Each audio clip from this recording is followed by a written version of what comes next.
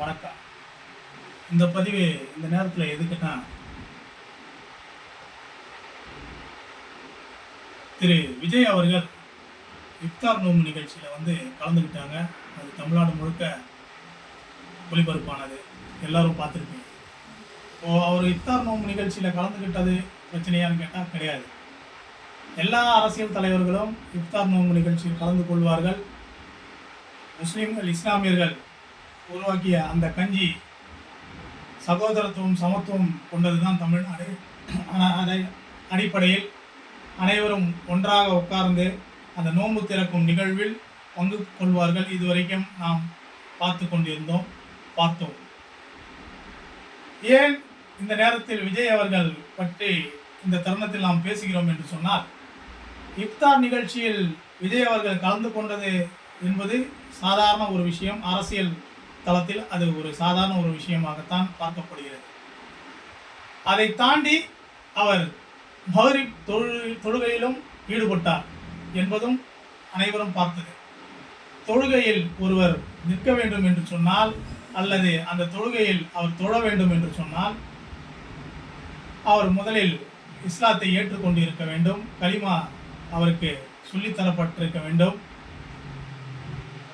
அது மட்டுமல்லாமல் தொழுகையை பற்றி அங்கே நின்று கொண்டிருக்கும் இஸ்லாமியர்கள் என்று சொல்லி உடன் நின்று கொண்டிருக்கும் நபர்கள், அல்லது அந்த தொழுகையை நடத்தும் இமாம், அவரை பின்தொடர்ந்து அந்த தொழுகையை நடத்த வேண்டும் என்று முன்னில் நின்று கொண்டிருக்கும் அந்த இமாம் அவர்கள் அதை விஜய் அவர்களுக்கு சொல்லியிருக்க வேண்டும். விஜய் மீது தவறா அல்லது அங்கே நின்று கொண்டிருக்கும் இஸ்லாமியர்கள் மீது தவறா என்பதல்ல. விஜய் அதை தெரிந்திருக்க வேண்டும், அல்லது அங்கு விஜயை அழைத்தவர்கள் அவருக்கு அதை சொல்லி தந்திருக்க வேண்டும்.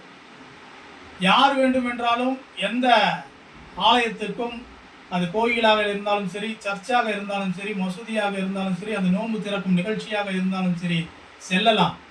ஆனால் ஒரு மத வழிபாடு என்பது அந்த மதத்தை ஏற்றுக்கொண்டவர்களால் மட்டும்தான் அதை செய்ய முடியும். இப்போ எப்படி கோயிலில் அர்ச்சகர்கள், பூசாரிகள் எப்படி மந்திரங்கள் ஓதி அந்த சாமியை வழிபடுகிறார்களோ அதை நாம் செய்ய முடியாது. எப்படி கிறிஸ்துவ ஆலயத்தில் ஃபாதர்கள் அதை அவர்களுடைய வழிபாட்டு தளத்தில் நின்று அவர்கள்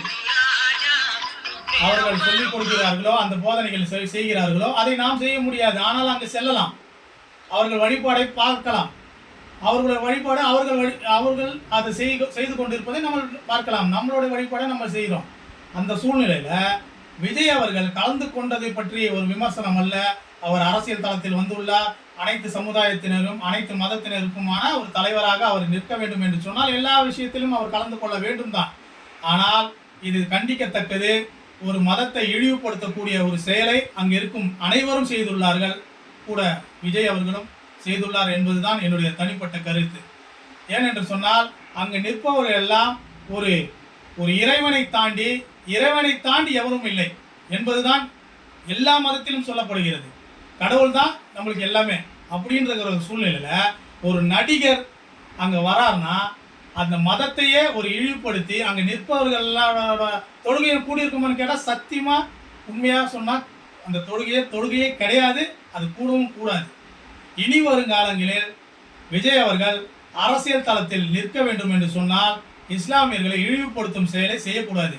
ஒரு 10 பேர், 20 பேர், ஏன் 100 பேர் கூட, 1000 பேர் கூட இருக்கட்டும், இஸ்லாமியர்கள் அங்கே நிற்கிறவங்கலாம் இறைவனை நாடி அங்கே நிற்கல. உங்களுக்காக, உங்களை சந்தோஷப்படுத்துறது இல்லை, நீங்கள் அவங்கள பார்த்து சந்தோஷப்பட அந்த ஒரு விஷயத்துக்காக தான் அங்கே நிற்கிறாங்க. அதை தவிர்க்க வேண்டும். மதத்தை இழிவுபடுத்தக்கூடாது என்பதை இந்த தருணத்தில் சொல்லி விடைபெறுகிறேன்.